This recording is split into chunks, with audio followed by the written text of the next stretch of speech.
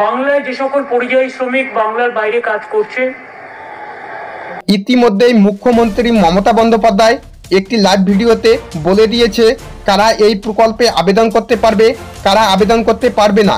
তো বন্ধুরা, সমস্ত কিছু জানতে পারবো আজকে মুখ্যমন্ত্রী মমতা বন্দ্যোপাধ্যায়ের লাইভ ভিডিওটিতে। তো তার আগে একটাই রিকোয়েস্ট, চ্যানেলটিতে নতুন হলে চ্যানেলটিকে সাবস্ক্রাইব করে দিয়ে পাশে থাকা বেল আইকনটি প্রেস করে অল নোটিফিকেশন অন করে দিন। তো চলুন বন্ধুরা, তার আগে জেনে নেই শ্রমশ্রী প্রকল্প চালু হতেই পোর্টালের নাম তোলার হিড়িক পড়ে গিয়েছে। নিয়ম অনুযায়ী কর্মসাথী পোর্টালে নাম থাকলে তবেই শ্রমশ্রী প্রকল্পের সুবিধা পাবে পরিযায়ী শ্রমিকরা, যার জন্য বিগত কয়েকদিন নদিয়া জেলা জুড়ে প্রায় ১,৫০০ পরিযায়ী শ্রমিক পোর্টালের নাম তোলার আবেদন করেছে। অধিকাংশ আবেদন এসে কালিয়াগঞ্জ, নাকাশিপাড়া, তেহেট্টু, করিমপুর এই সমস্ত এলাকা থেকে, কারণ এই এলাকায় পরিযায়ী শ্রমিকের সংখ্যা সবচেয়ে বেশি।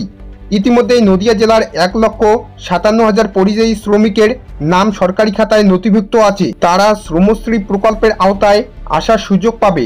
ভিন্ন রাজ্য থেকে ফিরে আসার পরিযায়ী শ্রমিকদের জন্য বিশেষ আর্থিক সহায়তা ঘোষণা করেছে রাজ্য সরকার। বাড়ি ফেরার সময় এককালীন ৫,০০০ টাকা দেওয়া হবে তাদের হাতে। পাশাপাশি পুরো ১ বছরের জন্য মাসিক ৫,০০০ টাকা করে ১ বছর ধরে ভাতা পাবে প্রত্যেককেই।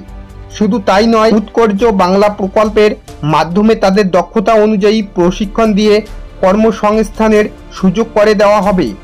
প্রশাসনের এক আধিকারিক বলে, কর্মসাথী পোর্টালের বহু পরিযায়ী শ্রমিকের নাম আগে থেকেই ছিল। শ্রমশ্রী প্রকল্প ঘোষণা হওয়ার পর থেকে আরও অনেকে পরিযায়ী শ্রমিক কর্মসাথী পোর্টালে নাম তোলার জন্য আবেদন করেছে।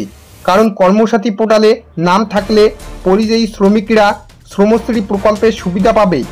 নদিয়া জেলার বহু পরিযায়ী শ্রমিক বাইরের রাজ্যে শুধু নয়, বাইরের দেশেও কাজে যান।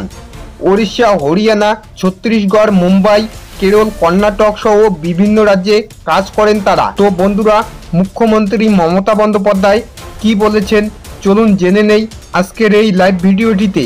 বাংলায় যে সকল পরিযায়ী শ্রমিক বাংলার বাইরে কাজ করছে তাদের বাড়ি ফিরিয়ে এনে, এবং তারা যদি নিজেরাও চলে আসে, যারা আসতে পারবে, যারা আসতে চায়, তাদের পুনর্বাসনের জন্য আমরা একটা পরিকল্পনা গঠন করেছি। এই পরিকল্পনাটার আমরা নাম দিয়েছি শ্রমশ্রী। যারা ফিরে আসবেন এককালীন ভ্রমণ সহায়তা সহ আমরা ৫,০০০ টাকা দেব। নতুন কাজের ব্যবস্থা না হওয়া অবধি প্রতি মাসে তাদের ৫,০০০ টাকা করে দেওয়া হবে। ফিরে আসা শ্রমিকদের মধ্যে আমরা দেখব দক্ষতা কার কিভাবে আছে, এবং যদি দক্ষতা থাকে দরকার হলে আমরা তাদের আবার প্রশিক্ষণ দেবো, দিয়ে বিভিন্ন কাজে ইনভলভ করবো।